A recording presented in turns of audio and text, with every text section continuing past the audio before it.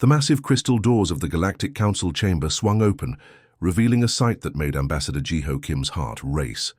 12 different alien species sat in floating chairs that formed a perfect circle around a platform in the center.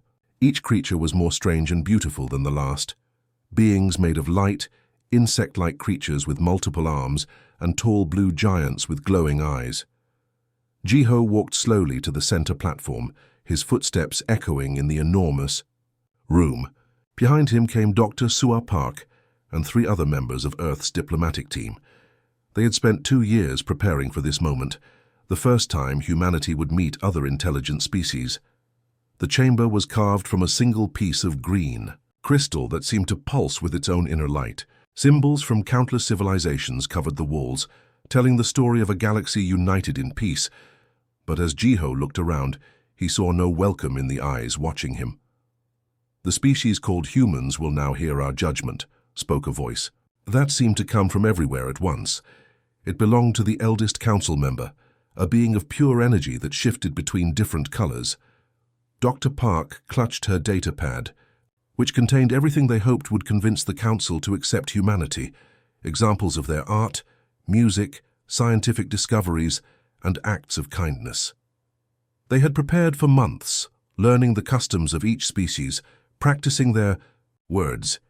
"We have studied your species for 100 of your years," the energy being continued. "We have watched your wars, seen your violence, observed your need for weapons. We have concluded that humans are too dangerous for our peaceful galaxy." Jiho stepped forward. "With respect, honored council members, we have also created beautiful art, written moving poetry, and helped each other through disasters. We have learned to work together despite our differences." A creature that looked like a giant tree with a face in its trunk spoke next. "Yet you still maintain armies. You still build weapons of war. Even now you cannot fully abandon your violent nature." "We keep those things to protect ourselves," Dr. Park said, her voice shaking slightly. "Not to attack others." The same words, spoken by every aggressive species before they conquered their neighbors, hissed a snake-like being with 6 heads. "We have learned from history." The council members began to murmur among themselves in languages that sounded like music, clicks, and humming. Jiho weighted his palms, sweating. Everything they had worked for, all of humanity's hopes, hung in the balance. Finally, the energy being spoke again. "The Galactic Council has reached its decision. The species known as humans is too unpredictable and violent to join our peaceful society. You are hereby exiled from the galactic community." The words hit Jiho like physical blows. Around the chamber, massive screens showed star maps with glowing lines connecting the stars. As he watched, the lines leading to Earth's solar system began to fade. "All warp gates leading to your system will be sealed," the energy being announced. "You will have no contact with any member species of this council. Perhaps in isolation you will learn the wisdom of peace." Dr. Park dropped her data pad, the sound echoing in the sudden silence. Years of work, all their plans and hopes, now meant nothing. "Please," she whispered, "give us a chance to prove ourselves." But the council members were already floating away from their chairs. The judging was over. As security guards approached, tall armored beings with weapons that hummed with power, Jiho gathered his team close. "Listen to me," he whispered urgently. "Remember every detail of this place. Remember their faces, their words, their technology. Earth needs to know everything." The guards surrounded them, not roughly but with clear purpose. As they were led from the chamber, Jiho took one last look at the crystal walls covered with symbols of unity and peace, symbols that would never include anything from Earth. Dr. Park looked at him with tears in her eyes. "What do we tell them? How do we explain that we've failed?" "We tell them the truth," Jiho replied as the great crystal doors closed behind them. "We tell them that we're alone now, and we tell them to be ready, because exile might not be the end of our story. Sometimes being cast out just means you have to find your own way." As their ship prepared for the long journey home, Jiho stared out at the stars that humanity could no longer reach. The galaxy seemed smaller somehow, but Earth suddenly felt full of possibilities. They would face this isolation together, and maybe, just maybe, they would find a way to prove the Council wrong. The last transmission from the galactic capital reached their ship as they entered the jump to home. Farewell, exiled ones.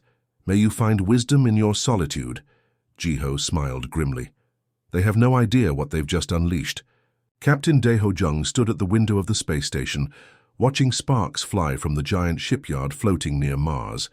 Hundreds of workers in spacesuits moved like busy ants, welding metal and connecting pipes on a ship longer than 10 football fields. The sight made his chest swell with pride. 5 years had passed since the aliens had told humanity they were too dangerous to join the galaxy. Instead of breaking their spirit, the exile had done something unexpected. It had made humans work together like never before.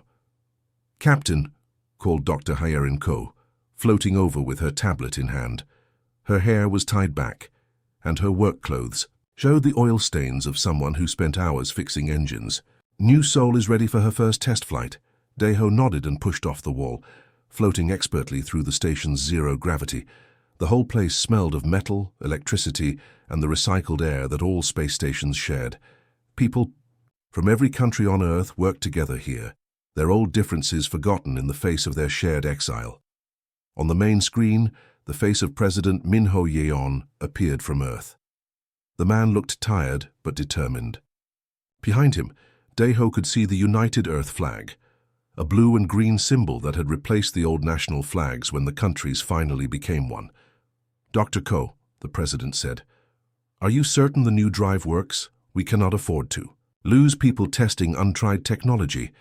Hyerin smiled, the same confident smile she had worn when she first explained how they could copy the alien gate technology.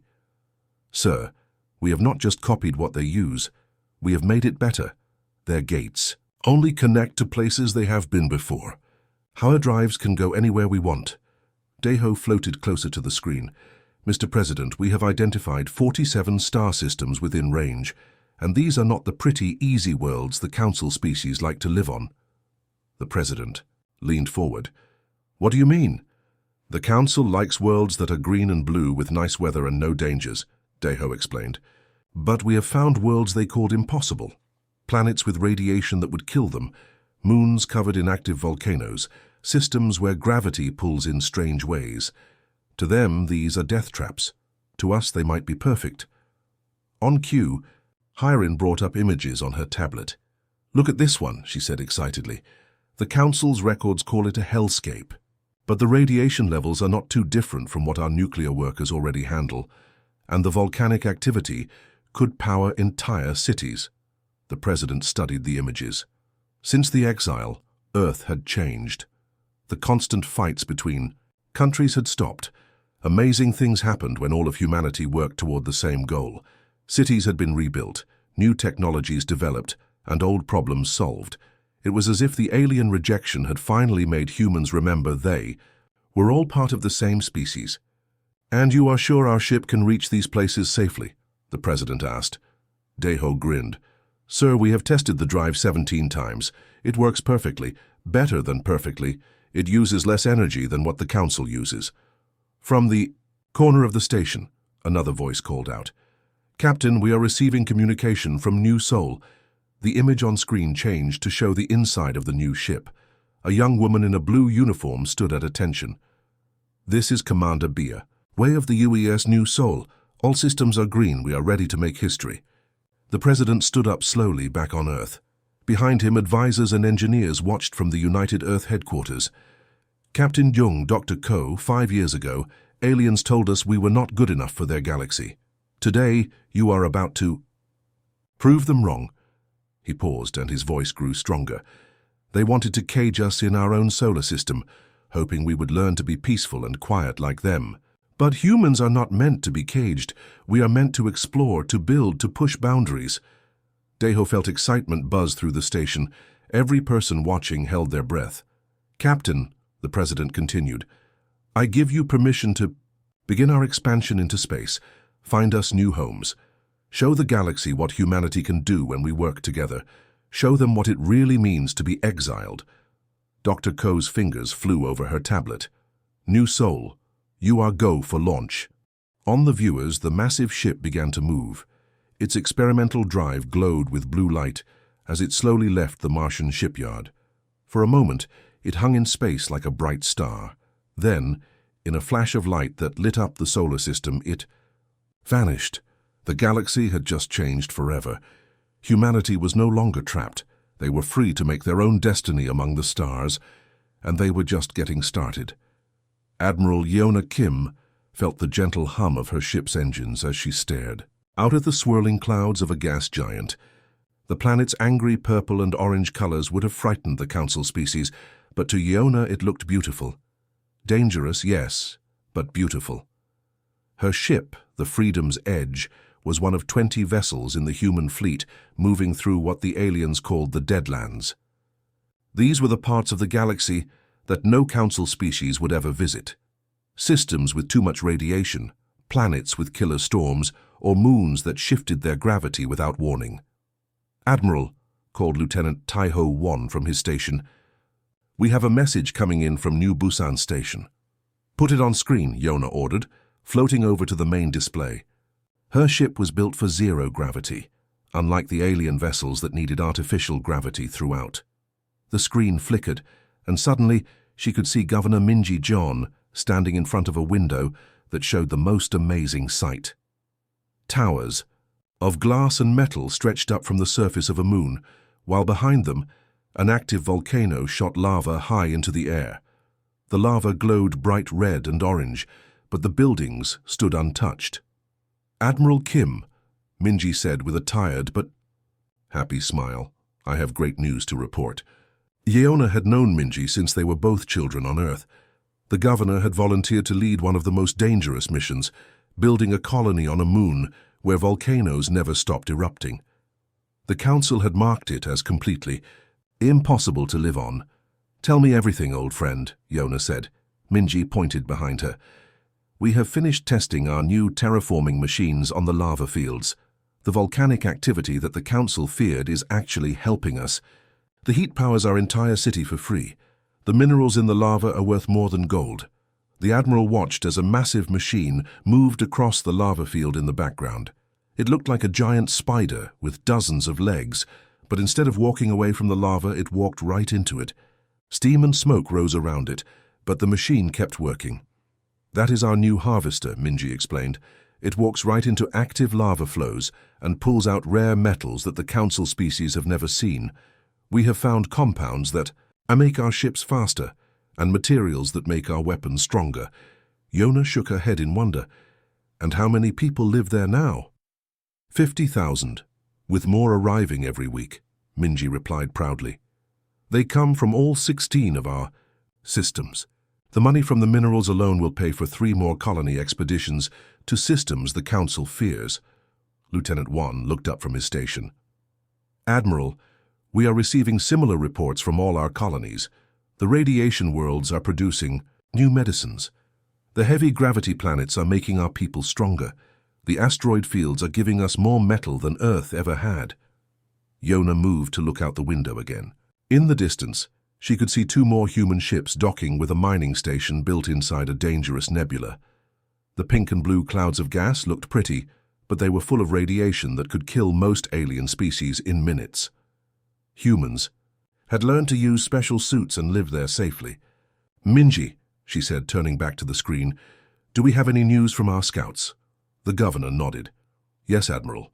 Our deep space ships have found 12 more systems that the Council marked as impossible. One has a planet made entirely of diamond. Another has moons that rain liquid metal." "And no alien presence in any of them?" "None at all," Minji confirmed. "The Council has avoided these places for thousands of years. They don't even send robots to study them." Yeona smiled. When the aliens had exiled humanity, they thought they were punishing them by locking them away from the civilized galaxy. But instead, they had given humans access to parts of space that no one else wanted, parts that turned out to be full of treasures. "Admiral," one interrupted, "we are receiving a priority message from Earth." The screen changed to show President Park Soo-jin, the 3rd president since exile. Behind her, Earth looked different than before, cleaner, more advanced, with space elevators reaching up into orbit. "Admiral Kim," the president said, "our scientists have analyzed all the new discoveries. The materials and energy sources you have found in the Deadlands are beyond anything we hoped for. We are now strong enough to build ships that could challenge the Council itself." Yona felt a chill of excitement. "What are your orders, Madam President?" The President smiled. "Continue expanding. The galaxy is much larger than the Council believes. While they sit in their safe, comfortable systems, we will take everything they feared to touch. Their fear is our strength." After the transmission ended, Yona looked at her crew. They came from families all over human space: Earth, Mars, the asteroid colonies, and now the New Worlds. They were all part of something bigger than any one planet. "Set course for the next system," she ordered. "Our exile is almost over." Emperor Hanako walked slowly to the enormous window of her palace, her footsteps echoing in the vast throne room. Outside, 5 different colored suns painted the sky in brilliant shades of gold, purple, and blue. Around each sun, huge cities floated in space like glittering jewelry, connected by streams of ships carrying goods between the worlds. Her great-great-grandmother had been one of the diplomats exiled from the Galactic Council a century ago.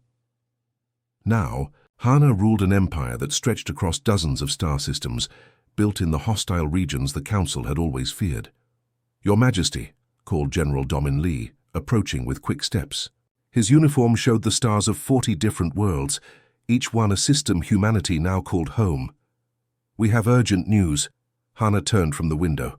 The throne room was carved from a single piece of crystal found in the core of an exploding star, something the Council said was impossible to harvest. Behind her throne, holographic maps showed trade routes connecting hundreds of worlds. "Tell me," she said calmly. "Our scouts have detected Galactic Council ships at the edge of our territory," the general reported, his voice tight with concern. "After 100 years of ignoring us, they have finally come to see what we have built." Hana sat on her throne, a massive chair made from metals that could only be found in the hearts of dying planets. "How many ships?" 300 vessels, the general replied. "The largest fleet the Council has assembled in 500 years. A smile played at the corner of Hana's mouth. 300 ships, impressive for them. She touched a control on her throne, and the air above them filled with glowing numbers and charts. "What do our intelligence reports tell us?" "Your Majesty," interrupted Minister Yongsu Park, stepping forward with his tablet glowing. "Our spies report that the Council has not improved their technology in decades. They have grown comfortable in their safe worlds. Their ships still use the same weapons, the same shields," Hana nodded. While the Council had spent the last century in peaceful stagnation, humanity had been forced to innovate constantly. Living in radiation fields, volcanic systems, and gravitational anomalies had made them master engineers and warriors. "And our military strength?" she asked. General Lee's chest swelled with pride. "We have over 2,000 ships, Your Majesty. Each one can withstand conditions that would destroy their vessels. Our weapons can crack moons, something they consider impossible." "What about our allies?" Hana asked. Minister Park activated his tablet, and the hologram above them changed to show the galaxy. Thousands of red dots marked Council systems, but blue dots, representing humanity and their allies, covered nearly half the galaxy.